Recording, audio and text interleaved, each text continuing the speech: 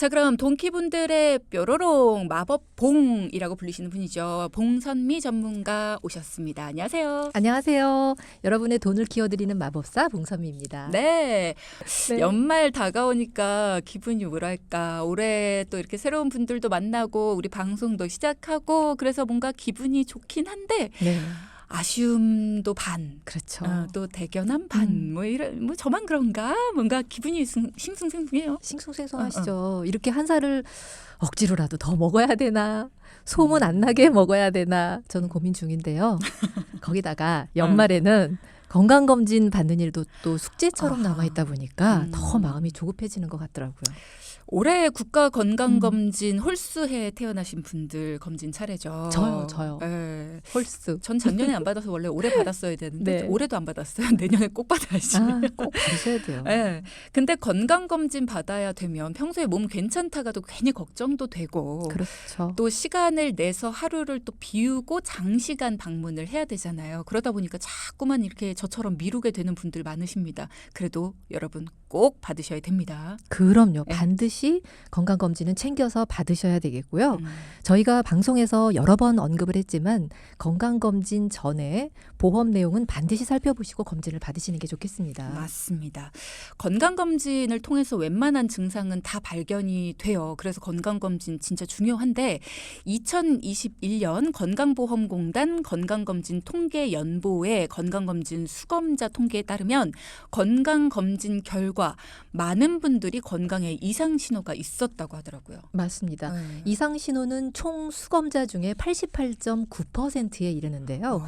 그중 유질환자가 25.2%, 질환 의심이 33.2%, 그리고 정상에서 살짝 경계가 있으신 분들은 30.5%라고 합니다. 결국 건강검진상 정상이신 분들은 11.1%로 생각보다 아주 낮은 수치입니다. 그러니까 아무 이상 없어 나 진짜 건강해 하는 분들은 100 중에 11.1%. 진짜 얼마 없는 거예요. 다 그렇죠. 어느 정도는 문제가 있다. 90%가 다 문제가 있으신 거예요. 학교 다닐 때 성적표 받는 것보다 더 떨리는 순간이 건강검진 결과표 받는 거다라는 얘기도 있잖아요.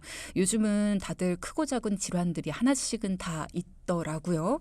근데 이렇게 이상 소견이 나왔을 때 보험 가입하는 것도 어렵고요. 보험을 리모델링하는 것도 굉장히 곤란해집니다. 그렇죠? 맞습니다. 검진 후에 이상 소견이 나오면 그제서야 보험의 필요성을 느끼고 알아보시는 분들이 많으신데요. 그렇죠. 이런 상황에서는 추가적인 보장을 설계하는 데 대해서 보험사가 승낙하지 않는 경우가 많고요. 기존에 가입하고 계신 보험을 리모델링하는 데도 제한 조건이 많기 때문에 반드시 건강검진 전에 가입하고 계신 보험의 내용부터 살펴보시라고 말씀드리고 싶습니다. 근데요, 건강검진 전에 내가 만약에 예를 들어서 암 진단금이 좀 부족하다. 그래서 추가로 가입을 한다고 하더라도 암 진단금 같은 경우에는 90일 정도가 면책 기간이잖아요. 네. 그러면 바로 보장이 안 되잖아요.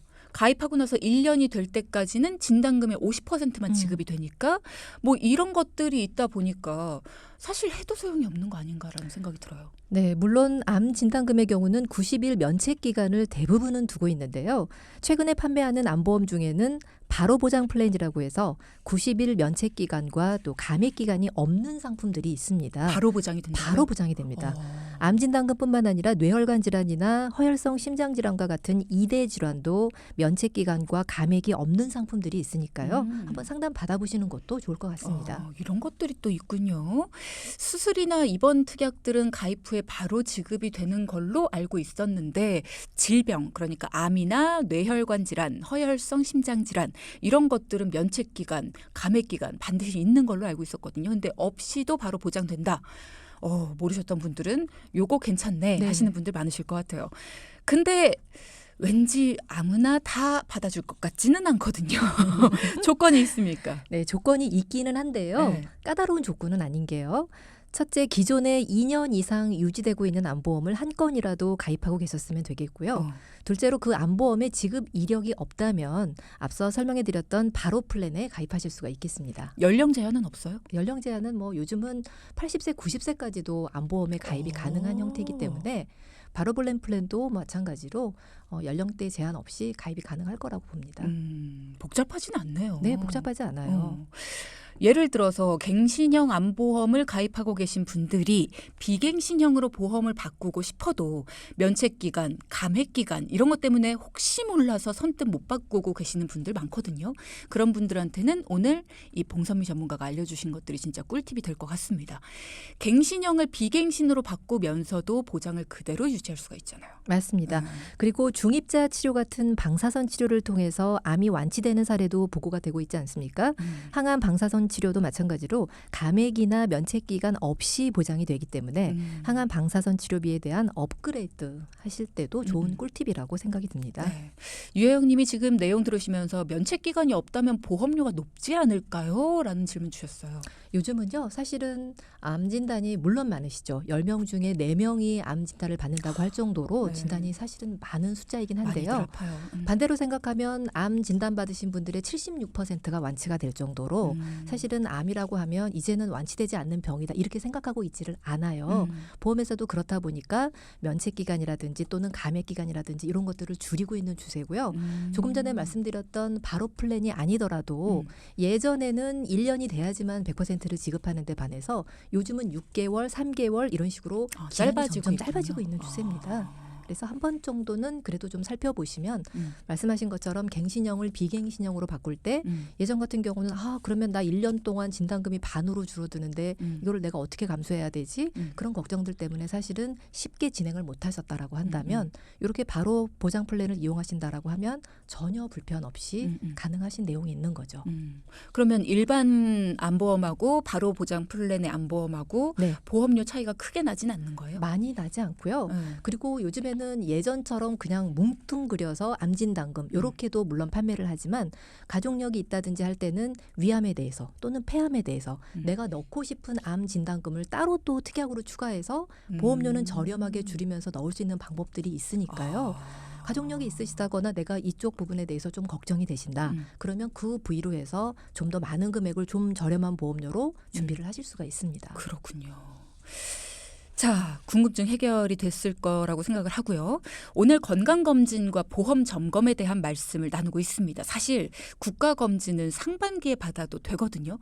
미리미리 하면 안 밀리고 사람들도 몰리는 기간을 좀 피하고 좋을 텐데 꼭 이렇게 하반기에 사람들 막 북적북적할 때가 가지고 맞아요. 독촉을 당하다시피 하게 되더라고요. 맞아요. 왜 그러는 걸까 도대체 우리는 참 그런 희한해요. 생각이. 병원에다가도 막 전화해가지고 꼭 해주세요. 네. 오래전에. 예약 꽉 예약이 찼어요. 안 된다는데도. 그러는데도 네. 제발요. 네. 자, 어쨌든 뭐 이렇게들 다들 받습니다. 그렇게 우여곡절 끝에 하반기에 검진을 받았어요. 그렇게 받게 됐을 때 청구할 수 있는 보험금 뭐가 있습니까? 네. 건강검진을 받았을 때 가장 흔하게 받으시는 치료가 용종 제거인데요. 용종은 암의 전조 증상일 수도 있기 때문에 조기에 발견하고 제거하는 게 상당히 중요합니다. 위 내시경, 대장 내시경 네. 많이들 받으시죠. 그렇게 내시경을 딱 받았을 때 용종 제거. 한잠 자고 일어났는데 용종 제거했습니다. 뭐 2개 제거했어요. 3개 제거. 이런 분들도 굉장히 많아요. 저희가 용종 제거를 했을 경우에 보험으로 청구할 수 있는 방법 여러 차례 말씀을 드렸습니다만 오늘 또 처음으로 동키호테를 듣고 계시는 청취자분들도 많으실 거라 생각해서 다시 한번 설명을 해드리죠. 네. 내시경 검사 중에 용종이 발견이 돼서 제거한 경우는 진단 코드가 나옵니다. 용종 제거도 수술로 인정되기 때문에 우선 실손 의료비 청구가 가능하겠고요. 예를 들어서 대장 내시경 검사를 받고 검사 중에 용종이 발견돼서 제거를 했다면 검사비를 포함해서 실손에서 지급 받으실 수 있겠습니다. 진료비 세부 내역서와 진료비 영수증을 제출하면 보장이 가능하죠. 네. 그렇게 우선 실손에서 지급을 받으실 수 있고 용종 제거도 수술이다라고 하셨으니까 수술비에서도 나오겠네요. 맞습니다. 수술비에서도 지급 받으실 수 있는데요. 우선 질병수술이라는 항목이 특약으로 있으시다면 질병수술에서 받으실 수 있겠고요. 종수술비 특약 담보가 있으시다면 역시 보장 받으실 수 있습니다. 그 밖에도 부인과 질병수술비, 여성질환수술비, 특정 질병수술비 등의 담보가 있으시다면 또 지급받으실 수 있겠습니다. 많은 분들이 가지고 계신 게 종수술비인데 종수술비 중에서 1~3종, 1호종 뭐 이렇게 여러 가지를 가지고 계세요. 어떤 거에서 되는 거예요? 네, 종수술이라고 하면 수술의 발병 빈도와 또 위험도에 따라서 1에서 3종, 1에서 5종, 1에서 7종, 뭐 1에서 8종 이런 식으로 보험회사에서 구분을 두고 있는데요. 네. 1에서 3종 수술비에는 우선 용종 제거는 1종 수술비에 해당이 될 거고요.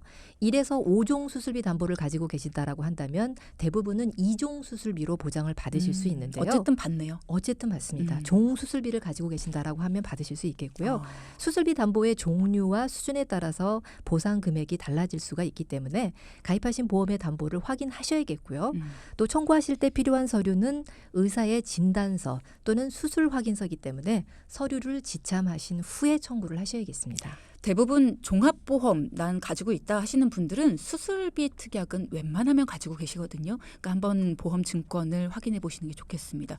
수술비 특약, 수술비 있다. 그러면 다시 한번 확인해 보세요. 나 용종 뗐는데? 그러면 다시 한번 꼭 확인해 보시기 바랍니다. 건강검진 후에 용종을 제거했다면 받을 수 있는 보험금, 실손에서도 받을 수 있고 수술비 특약에서도 받을 수 있다라고 말씀을 주셨어요. 제가 아는 분이 병원에서 위내시경 검사를 받고 D13 질병 코드를 받았고요.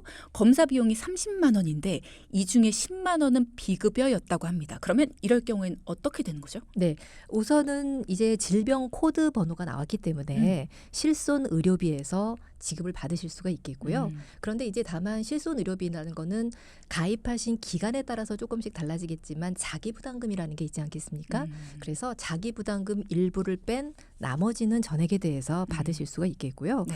또 생명보험에서 1호종 수술비 담보가 있으시다고 한다면 아까 좀 전에 말씀드렸듯이 종수술비에서 또 받으실 수가 있겠고 물론 의사의 진단서 또는 수술 확인서를 제출해서 받으셔야 되겠고요. 1에서 5종 수술비에서는 대부분 2종 수술에 가입이 돼 있다. 그러면 뭐 100만 원이라든지 이런 식으로 2종 수술비에 대한 금액이 명시가 돼 있기 마련이거든요. 네. 그래서 그 부분은 충분히 보상 받으실 수가 있겠습니다. 네, 자신이 가입한 금액에 따라 다르겠지만 이종 수술비에 해당하는 금액을 받으실 수 있다. 이 100만 원은 본인이 가입한 금액에 따라 달라질 수 있어요. 달라집니다. 50만 원일 수도 네. 있고 뭐 200만 원일 수도 있고 달라집니다.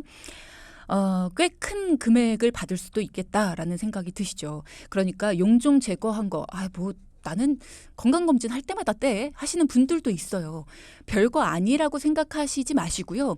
보험금 청구조차 안 하신 분들 계시다면 내 실손 의료비에서도 보장받을 수 있고 수술 특약에서도 보장을 받을 수 있다고 하니까 병원 진료 후에 그냥 오시지 마시고 건강검진 후에 그냥 넘기지 마시고 필요한 서류들 그냥 발급받아서 오시면 돼요. 보험금 청구하는 거 수월해질 수 있습니다. 네, 그리고 여기서 끝이 아닙니다. 또 있습니다. 어떤 거요? 용종 제거로 받을 수 있는 진단금에 대해서 말씀드리려고 하는데요. 네. 진단금이란 특정 질병으로 진단되었다는 의사의 진단서를 제출하면 받을 수 있는 보험금인데요. 용종 제거 후에 조직 검사를 하게 되면 조직 검사 결과가 아주 중요합니다. 그런 경우 있어요. 그냥 뗐어요라고 말해주는 경우도 있고 용종을 뗐는데 혹시 싶어서 조직 검사했어요라고 그렇죠. 말씀 주시는 경우도 있어요. 맞습니다. 네. 그럴 때 이제 뭐 상피내암이라든지 제자리암으로 진단을 받거나 경객성 종양 진단을 받는 경우가 있거든요. 이러한 경우에는 의사의 진단서와 조직검사 결과지를 요구받게 되는데요. 예를 들어서 용종의 진단 코드가 D12번으로 발급받고 조직검사 결과 이상 소견을 받았다면 생명보험에 가입한 경우에는 특정 질병 진단금 담보가 있는데요. 여기에서 물론 이제 가입 금액에 따라서 조금씩은 틀리겠지만 500만 원 정도를 보상 받으실 수 있습니다. 또 경계성 종양의 진단 코드를 받는다면 유사암에 해당이 되기 때문에 유사암에 대한 진단금도 받으실 수가 있겠습니다. 네. 저희가 그런 이야기 나눴죠. 그 경계성 종양이다라고 한다면 전 단계로 보통은 분류를 한다라고 이야기를 드렸어요. 근데 이게 유사암으로 진단금을 받을 수 있다라고 말씀을 드렸습니다. 단순히 용종 제거를 하고 일상생활에는 아무런 이상이 없습니다. 우리가 잠들었다 깼는데 우리는 내시경 받고 일어났는데 조직 검사를 하더니 갑자기 우리가 진단금까지 받아요. 실손 수술비 청구는 물론이고요. 진단 코드에 따라 진단금도 받을 수 있습니다. 그러니까 우리가 드리는 말씀은 뭐냐? 우리 돈 벌었어. 이게 아니라 그러니까 우리가 보험을 얼마나 평소에 촘촘히 들어놨느냐에 따라서 유사시에는 이렇게 보험금도 받을 수 있다. 진단금 혹은 수술비 특약 이런 것들이 쓸모없는 것들이 아니라 유사시에는 이렇게 도움이 될 수도 있다라는 겁니다. 근데 우리가 잘 모르고 있었다면 받을 수 있는 것들도 모르고 지나갈 수도 있었다라는 거예요. 그리고 그게 우리일 수도 있다라는 겁니다. 그러니까 잘 알아두셔라라는 이야기를 드리고 있는 겁니다. 꼭 청구하시고 가정경제에도 도움이 되셔야 된다는 거예요. 맞습니다.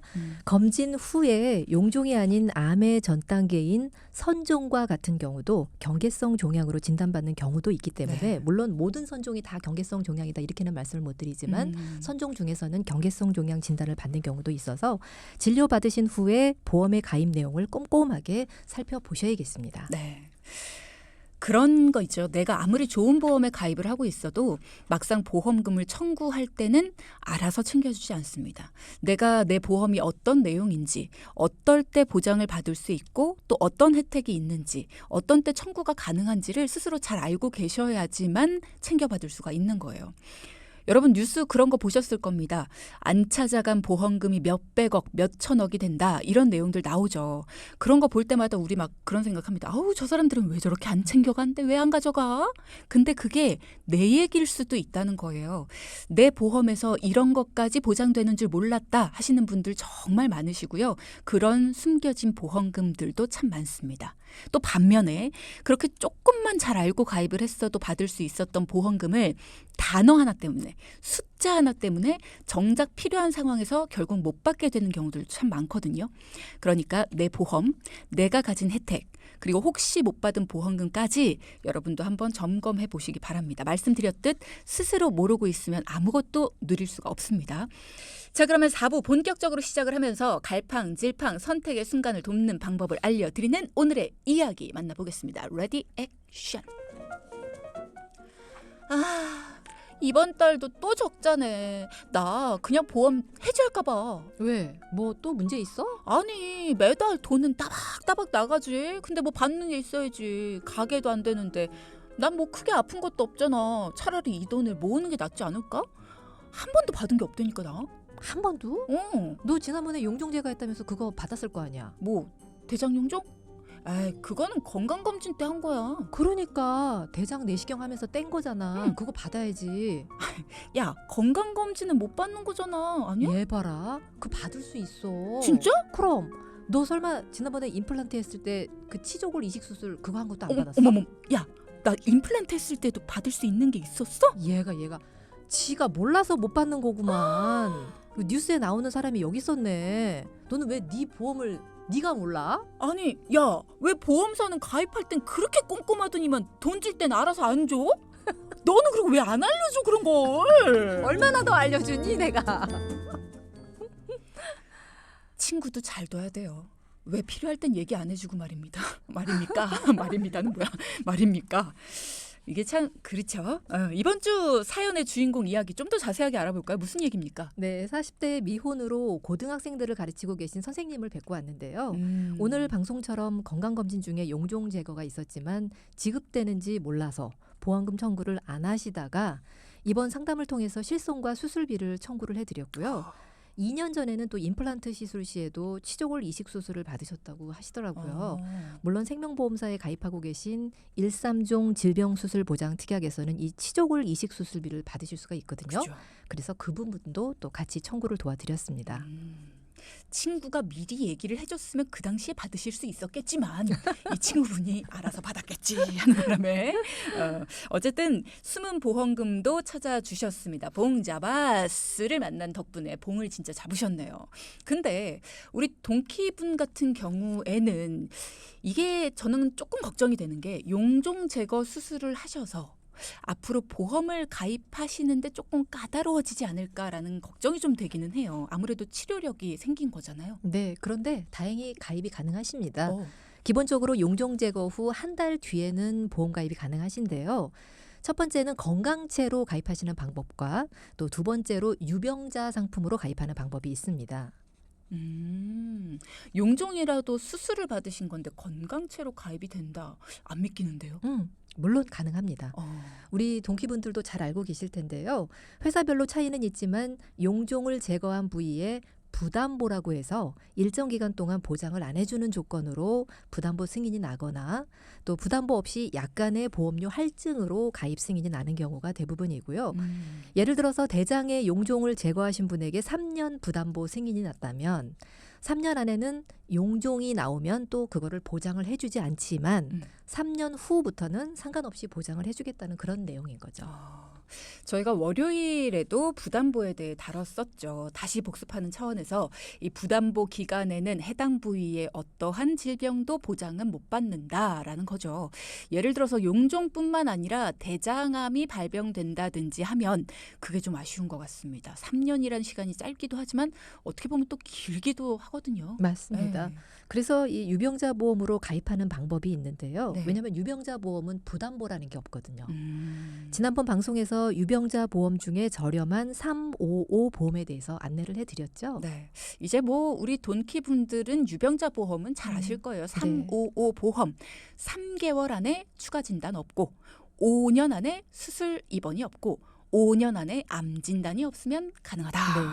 근데 용종 제거가 수술에 해당되잖아요. 네, 수술이지만 대부분의 회사에서 용종 제거는 예외 질환으로 보고 고지만 하고 승인이 되는 경우가 많기 때문에요. 355 보험으로 가입을 하시면 건강체와 금액 차이도 크지 않으면서 부담보나 추가 할증 없이 준비할 수 있는 장점이 있으니까요. 다행이네요. 건강체와 유병자 상품 두 가지를 심사를 받아서 음. 심사 결과와 금액 등을 비교해보고 내 상황에 더 유리한 보험을 선택하시면 좋을 것 같습니다. 그렇군요. 자, 이래서 전문가 필요하죠. 궁금한 거 물어봤을 때, 그건 아닙니다. 아, 이건 이래서 그래요. 이렇게 명확하게 설명을 해 주시잖아요. 용종, 나 뗐는데 하시는 분들. 나 임플란트 치조골 이식 수술 했는데 하셨던 분들. 나도 종수술 있는데 하셨는데 아무것도 받지 못했다 했던 분들 혹시나 있으시다면 오늘 사연자분처럼 봉선미 전문가님을 만나서 상담한 후에 몰라서 못 받을 뻔한 보험금을 받으셨잖아요. 여러분도 똑같은 상황이 벌어질 수 있습니다. 앞서 말씀하신 것처럼 같은 상황이라고 해도 참 여러 가지 방법들이 있다 보니까요. 어떤 일이든지 전문가와 상의를 해서 나한테 가장 적합한 방법을 찾는 게 가장 중요한 것 같습니다. 저도 방송을 이렇게 하다 보면 저런 방법도 있구나. 이 전문가는 이렇게 추천을 하네. 전문가마다 추천하는 방법, 전문가마다 해결하는 방법들이 또 다 달라요. 그래서 여러분들도 여러분의 상황에 따라서 또 전문가에 따라서 여러 가지 해결책들을 추천해 주실 수 있고요. 또 여러분마다 가지고 있는 그 문제들을 다른 내용의 치료나 진단법으로 해결해 내실 수 있습니다. 그러니까 망설이지 마시고 상담 신청해 주시면 좋을 것 같아요. 네, 맞습니다. 요즘은 검진과 적절한 치료를 통해서 평균 수명이 길어지고 유병장수라는 말처럼 병을 관리하면서 오래 사는 시대입니다. 이런 상황에 걸맞게 보험도 많은 변화를 통해서 지병은 물론 수술이나 입원력이 있어도 가입 가능한 다양한 내용들을 가지고 있고요. 네. 또 회사별로 여러 가지 플랜과 상황들에 대처하고 있으니까요. 전문가들과 상담을 통해서 다양한 보험들을 알아보고 고민하시는 게 좀 더 큰 도움으로 다가오지 않을까 싶습니다. 여러분께서 전문가들의 크고 작은 도움을 통해서 생활에 조금이나마 여유가 생기시는 건 물론이고 그 작은 여유들이 모여서 부서지지 않는 종잣돈, 아주 단단한 종잣돈으로 바뀔 수도 있다라는 거 꼭 명심해 주시고요. 그 역할을, 그 도움을 저희 전문가들이 해드릴 겁니다. 믿고 맡겨주시면 좋겠어요. 맞습니다. 보험료 자체가 고정 지출이다 보니까요. 줄일 수 있는 부분은 줄여서 가져가시는 게 가정 경제에 큰 도움이 되실 거고요. 또 무조건 줄이기보다는 보장의 내용을 꼼꼼하게 살펴보셔야 실제로 힘든 일이 생겼을 때 큰 도움을 받으실 수 있는데요. 네. 혹시 내 보장 내용을 잘 모르겠다, 뭘 어떻게 봐야 할지 모르겠다 하는 분들은 저희들이 얼마든지 도와드리겠습니다. 네. 똑똑똑 봉선미 전문가께 노크하신 분들이 있으십니다. 이혜영님께서요. 주위에 보면 어떤 사람은 적은 금액은 실비 청구했다가 실비 받으면 갱신할 때 금액 올라간다고 청구 안 하는 사람도 있고요. 또 어떤 사람은 내가 청구를 안 해봤자 다른 사람이 청구하면 갱신할 때 올라가는 금액은 똑같다. 그래서 청구하는 사람도 있는데요. 어떤 게 맞는 건가요? 라고 물으셨어요. 보험은 가입 시기에 따라서 보험금이 보험금이 갱신될 때 어떻게 보험료가 오르냐가 조금 틀린 내용이 있는데요. 1에서 1에서 3세대 실손 의료비 같은 경우는 나하고 나이대 연령대가 같은 또 직업군이 같은 이런 그 관계에서는 내가 청구를 하든 안 하든 상관없이 전체를 다 보고 보험금이 올라가게 되는 거고요. 1에서 3세대라 하면 언제까지 가입하신 분들이 3세대까지입니까? 2017년 4월부터 3세대 보험을 가입하기 시작을 했거든요. 그런데 이제 4세대 보험 같은 경우는 나만 보거든요. 내가 청구를 얼마큼 했는지 안 했는지에 따라서 결정이 되는데요. 기본적으로는 그래도 보험금은 청구를 하시는 게 맞죠. 왜냐하면 또 보험금을 청구하기 위해서 실손 의료비를 가입을 하셨던 그렇죠. 거고 내가 필요한 부분들은 또 받으셔야 되는 거고 정기적으로 약을 드시는 분들 같은 경우도 6개월에 한 번 또는 1년에 한 번 이렇게 몰아서 청구를 하시게 되면 또 적절하게 자기부담금 빼고 받으실 수 있는 부분들은 받을 수가 있기 때문에 네. 보험금 청구하셔야죠. 네. 실비 청구 저도 주변에 이런 분들 많이 봤는데요. 일단은 가입 시기별로 다르긴 합니다만 청구는 하시는 게 맞다. 아, 그럼요. 네, 청구하시려고 라는 거. 보험을 가입하시는 건데 그럼요. 하셔야죠. 네. 자, 그리고 또 질문 주신 분이 있습니다. 유혜영 님도 질문 주셨는데요. 저희 딸이 만 24세입니다. 21년과 23년 두 번 대장 용종 제거를 했고요. 실비에서도 받았고 생명보험에서도 수술비가 있어서 받았습니다. 생명보험은 30세가 되면 어른보험으로 바꿔야 된다라고 들었는데 용종 제거도 수술이라면 나중에 유병자 보험으로 다시 가입을 해야 될까요? 라고 질문을 주셨어요. 일단 저희가 설명을 드린 부분이긴 한데 이 부분에 대해서 하실 말씀이 있으시다고요? 네, 우선은 따님이 지금 30살이라고 하시면 사실은 어린이 보험으로 20년나 100세 만기 어린이 보험으로 바꿔주시는 게 맞고요. 그리고 용종 제거 같은 경우는 물론 고지를 해야 됩니다. 가입하실 때 고지를 해야 되는데 좀 전에 방송에서 말씀드렸던 것처럼 고지한 후에 부담보로 일정 기간 뭐 보장을 받으실 수 없지만 그 몇 년의 부담보 이후로는 또 전체 보장을 받으실 수 있게끔 부담보로 건강제로 하실 수가 있는 거고 또 유병자 보험 같은 경우는 부담보는 없는 대신에 일정 수준을 맞춰야지만 3호라든지 뭐 335라든지 325라든지 그런 것들을 맞춰야 되지만 우리 따님 같은 경우는 지금 나이가 30살이잖아요. 그러면 또 유병자 24살. 24살. 그러면 유병자 보험에 또 해당이 안 되시는 경우가 있기 때문에 나이가 너무 어리면 또 유병자 보험은 연령대가 안 받을 수도 있거든요. 그래서 하지만 어린이 보험 중에서도 또 어린이 유병자 보험이 또 가입이 가능한 내용들이 있기 때문에 한번 적절하게 어린이 보험으로 상담을 받아보시면 좋을 것 같습니다. 간혹 가다가 저희 문자창에 이런 내용 주시는 분들이 있어요. 저희 애들이요. 생명보험 30대 되면 어른보험으로 바꿔야 된다고 들었어요. 라는 내용 주시는 분들이 있는데 왜 30대 되면 어른보험으로 바꿔야 되는 보험을 가지고 계시죠? 왜 예전에 그런지 이제 모르겠어요. 생명보험이 아니고 아마 손해보험이실 거예요. 손해보험사에서 처음에 태아보험이라든지 또는 어린이 보험으로 가입을 할 때 보험의 기간을 30세로 한정적으로 보험을 팔았던 내용들이 굉장히 많으셨어요. 그리고 나서 30세 때 다시 보험을 가입하면 된다.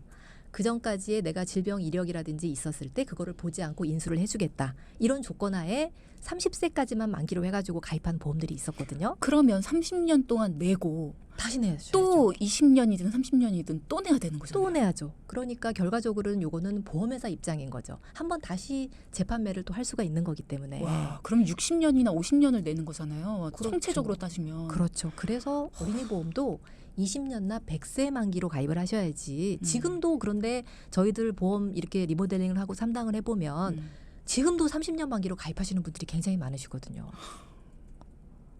자, 유혜영님 지금 24살이면 6년 정도가 30세까지 남았습니다. 그럼 지금이라도 100세 만기 보험으로 따님을 바꿔주는 게 낫지 않을까 저는 일단 그렇게 생각을 해요. 근데 왜 30세 만기로 가입을 하셨는지는 잘 모르겠습니다만 어쨌든 30살 안쪽이라면 어린이 보험 그러니까 100세 만기인 어린이 보험으로 가입을 하는 게 일단 어린이라면 무조건 유리하다. 훨씬 유리하십니다. 네, 라고 저는 알고 있어요. 전문가분들도 100이면 100 다 그렇게 말씀을 하시고요.